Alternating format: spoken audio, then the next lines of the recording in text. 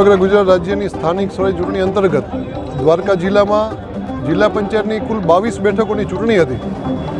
એમાં 2013 પછી દ્વારકા જિલ્લો અલગ પડ્યો, ત્યારથી એના ભૂતોનો ભવિષ્ય ઐતિહાસિક લીડની 22માંથી 18 સીટોમાં ભારતીય જનતા પાર્ટીના કમળ ઉમેદવારો વિજેતા થયા છે।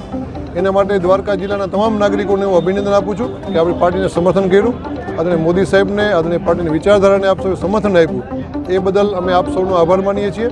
આ સમગ્ર જીત દ્વારકા તાલુકા પંચાયત 16માંથી 16 બીજેપી, કલ્યાણપુર ખંભાળિયા તાલુકા પંચાયત 24માંથી 22 બીજેપી અને ભાણવડ તાલુકા પંચાયત 16માંથી 14 બીજેપી અને ખંભાળિયા નગરપાલિકા 36માંથી 30 બીજેપી।